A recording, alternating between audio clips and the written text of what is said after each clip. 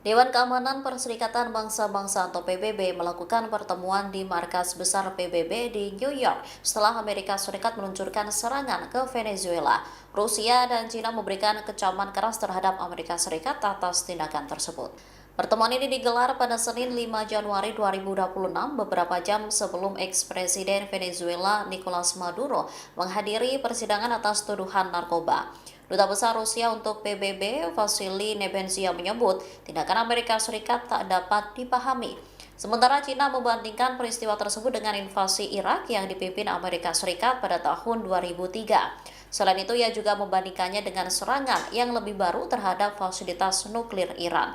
Hal ini diungkapkan oleh Sun Lei, kuasa usaha perwakilan tetap Cina untuk PBB.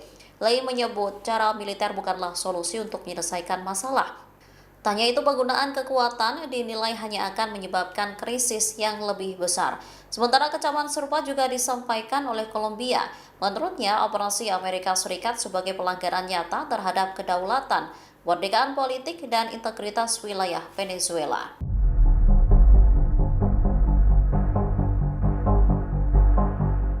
Rusia dan China memberikan kecaman keras kepada Amerika Serikat atas serangannya ke Venezuela saat menggelar pertemuan di Perserikatan Bangsa-Bangsa.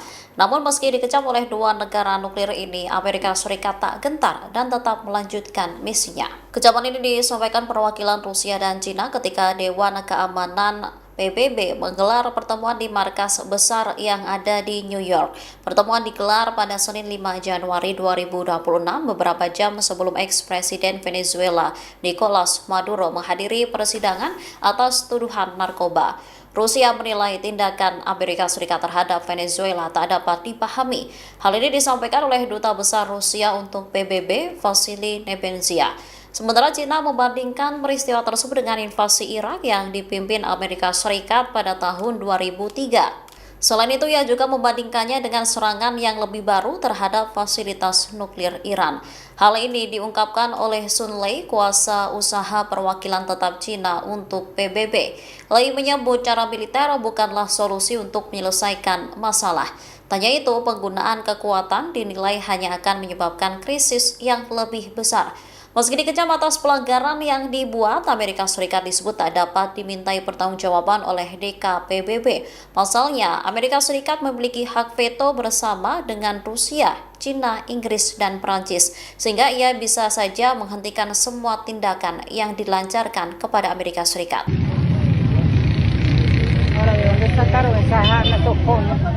Venezuela mulai mengerahkan milisi bersenjata ke jalanan selesai Amerika Serikat meluncurkan serangan pada 3 Januari 2026. Milisi tersebut berpatroli menghindari adanya pengkhianat yang membantu Washington. Kelompok paramiliter yang dikenal sebagai Kolektivos melintasi ibu kota dengan sepeda motor dan senapan serbu pada Selasa 6 Januari. Milisi bersenjata ini bergerak setelah diperintahkan oleh penguasa Venezuela. Mereka bergerak mengoperasikan pos pemeriksaan dan memeriksa ponsel warga. Hal ini dilakukan untuk memperkuat kekuasaan setelah serangan Amerika Serikat di wilayah tersebut. Selain itu, untuk membungkam setiap perbedaan pendapat atau persepsi kekosongan kekuasaan setelah Nicolas Maduro ditangkap. Saat berpatroli, mereka menghentikan dan menggeledah mobil warga. Tanya itu, milisi tersebut juga meminta akses ke ponsel warga untuk memeriksa kontak, pesan, dan unggahan media sosial mereka. Siapapun yang dicurigai mendukung serangan Amerika Serikat pada hari Sabtu yang lalu berpotensi ditangkap.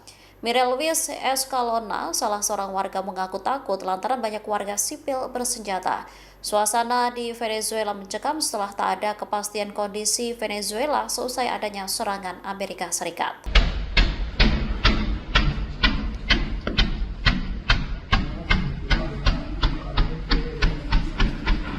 Terungkap fakta bahwa tentara Amerika Serikat mengalami luka-luka saat menyerang Venezuela hingga penangkapan terhadap Presiden Nicolas Maduro. Bahkan seorang tentara Amerika Serikat terkapar lantaran terkena luka tembak hingga menjalani operasi.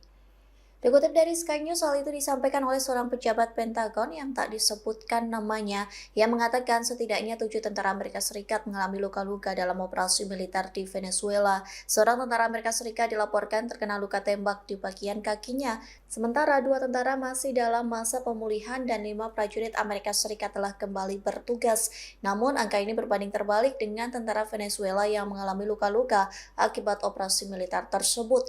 Militer Venezuela mengatakan setidaknya 24 petugas keamanan tewas dalam serangan Amerika Serikat. Kemudian pemerintah Kuba menyebut 32 perwira militer dan polisi Kuba yang bertugas di Venezuela tewas dalam operasi Washington.